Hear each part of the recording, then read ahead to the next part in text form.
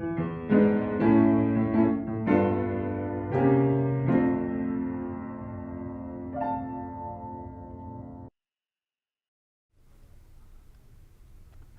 and welcome to Campus Currents, where we help you navigate the tides of campus living. My name is Leila Bunker. And my name is Chloe Platt. Today is the last Campus Currents broadcast of the 2024-25 academic year. The Spectator has covered a lot of topics in this past year. I, for one, am proud of what we've been able to achieve. Me too. Now, for one last time this year, let's get into it. It's official. Seattle U is moving to semesters. The switch will come in fall 2027 at its earliest. The change was unanimously endorsed by SU's Board of Trustees, who voted on the matter at the end of May. The decision comes after input from several students, faculty, and staff members across the school. The Board of Trustees say some of it was critical. Students like a second-year International Studies major, Ayanna Robinson, are frustrated with how SU decided to make the change. Robinson said, quote, "My biggest qualm with what's happening right now is the lack of communication about everything, how fast it's been going, and the fact that faculty hasn't really been consulted and neither have students." End quote. Others, such as Senior Director of Disability Services, Kim Thompson, believe a semester switch will be beneficial. Thompson says semesters will help the school better accommodate students with learning disabilities, while also giving them more time to soak in material. The board's decision does not give a timeline for when they will start to plan for the switch.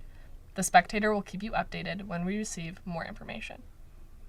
Pride Month celebrations across the country are facing major funding challenges, even in Seattle. Seattle Pride and Seattle Pride Fest, the city's two largest pride organizers, both reported budget deficits for this year's events. There are many reasons for the funding issues. A main one is a decrease in corporate sponsorships. With several companies rolling back DEI policies, Pride celebrations are taking the hit.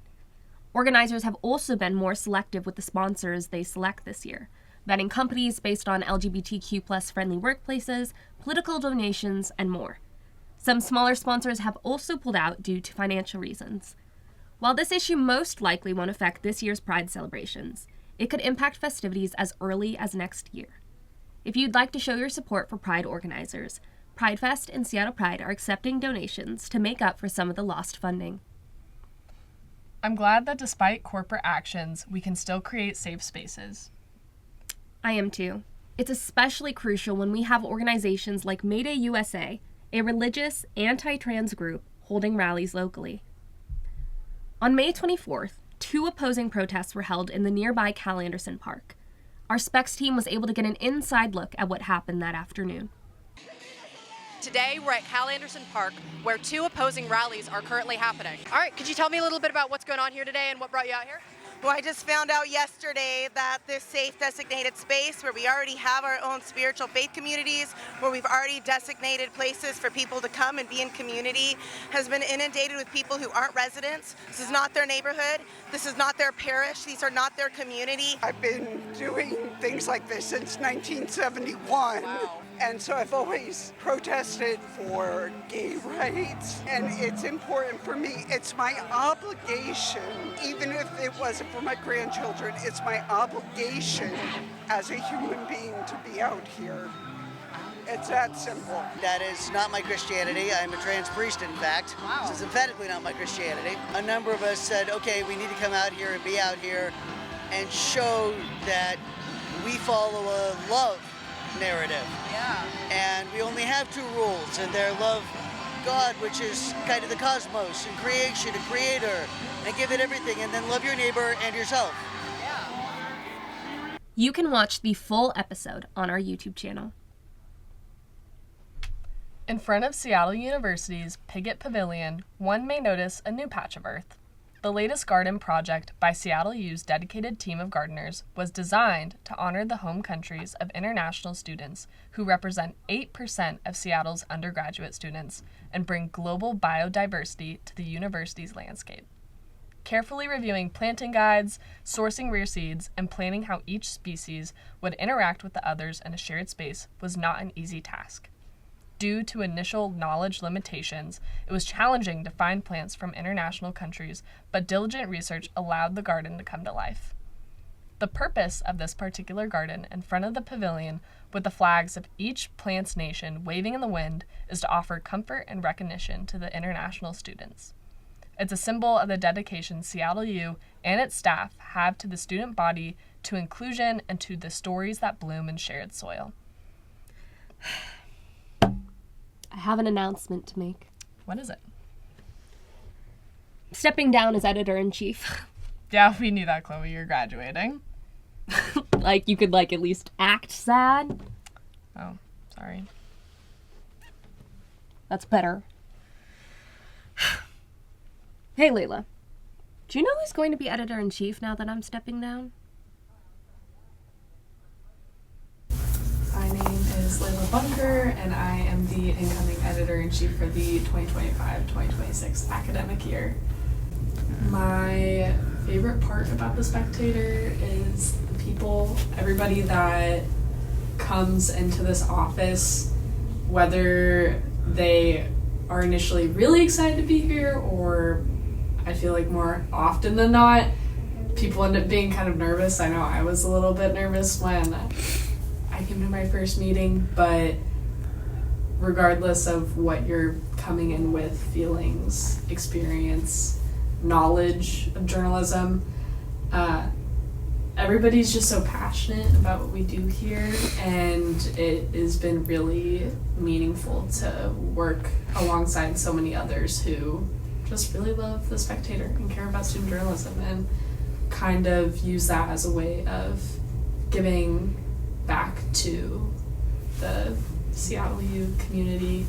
I know that's kind of what it means to me a bit, and yeah, I really love all the people, and I love how we just get so many different types of people that come in here with different experiences and different clubs and facets of life that they're a part of that,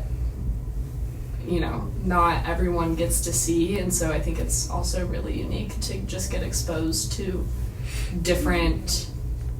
people who have different ideas of what they care about and what they want to see in the paper, and bringing that to life every week. Huh. That new editor-in-chief looks familiar. Oh, that's weird. I don't think I've seen them before. Oh, yeah. Yeah, no, me neither. I must be imagining things. Speaking of imagining things, let's look at TASBeer, which seeks to reimagine how theaters can celebrate South Asian culture. TASBeer Cinema, a local nonprofit organization focused on uplifting South Asian films, recently expanded to a bigger location in Columbia City, taking over an old building acquired from Ark Lodge, giving them access to new cinema screens. TASBeer, which means picture in Hindi and Urdu, is a space for South Asian community members to express their culture through film, art, and storytelling. Quote, "It'll be a place of community, space, and a lot of different cultural events will happen, but specifically, it will be a film center," end quote, co-founder of TASBeer, Rita Behar, said. The TASBeer organization is thriving, offering opportunities such as internships and volunteer programs. It serves as a safe space for freedom of expression for those who want to fight against injustice. The word opera may evoke images of extravagant sets, black tie apparel, and strict etiquette. While seeing children playing by an opera stage may normally be shocking, this is exactly what visitors experienced at the Mural Amphitheater in Seattle Center, May 17th. Earth to Kenzie is a short, one-act opera centering a 5th-grade girl and her mother as they navigate housing insecurity and life in a shelter. The show is part of a larger partnership between the Seattle Opera and Mary's Place, an organization dedicated to helping families experiencing homelessness find emergency and long-term shelter. While the subject matter may seem heavy for young audiences, Earth to Kenzie tackles the topic in a way that children can understand and relate to. Earth to Kenzie will return with multiple performances at the Seattle Opera Center June 7th.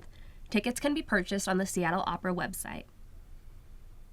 Hotcakes Molten Chocolate Cakery is a love letter to the Puget Sound and her community of Seattleites.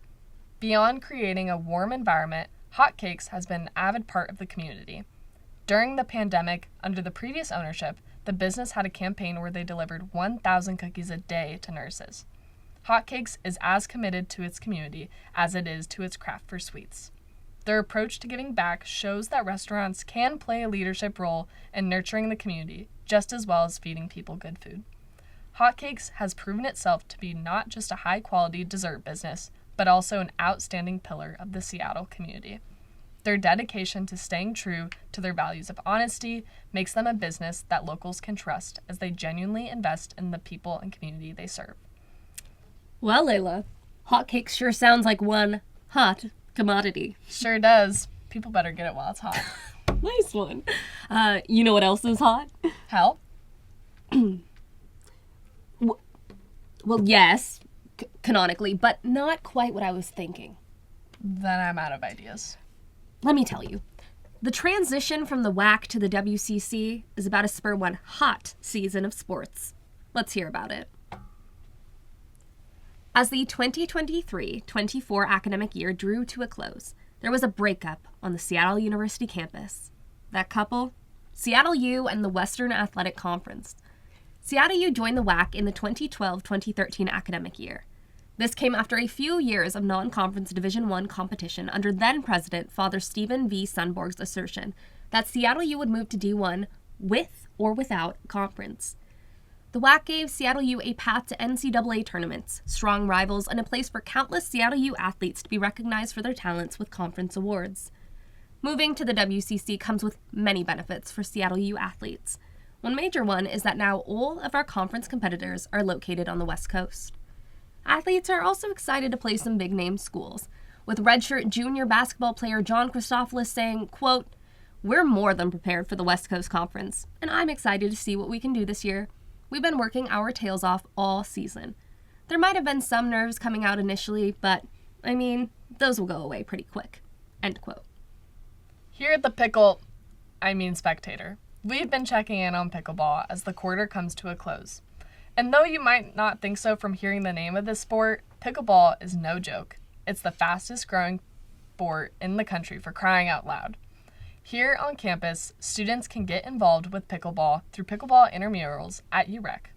On our website, you can also read an award-winning, yes, I'm serious, opinion piece from volunteer reporter Henry Layden where he makes a case for pickleball. I highly recommend and endorse this message. On a clear spring evening at Climate Pledge Arena, the Seattle Storm laced up to take on the visiting Dallas Wings. The Wings, despite an early lead, could not weather the storm and fell 83-77, bringing them down to the very bottom of the standings with a disappointing record of 1-7. The Storm broke their 3-game losing streak and improved to 4-4 record for a 6th-place spot in the standings. The Wings were missing one of their star players, the number 1 2025 draft pick and National Collegiate Champion guard, Paige Beckers. She suffered a concussion during a game against the Sky and sat out this game in Seattle. While this loss solidified the Wings' spot as the worst team in the WNBA, the Storm escaped their losing streak and hope to improve their standings. Their next game is against the Phoenix Mercury, where the Storm will hope to once again establish a winning record. And that's all for the last campus currents of this year. To read more, check out our website at seattlespectator.com. And remember, Stay current, Red Hawks!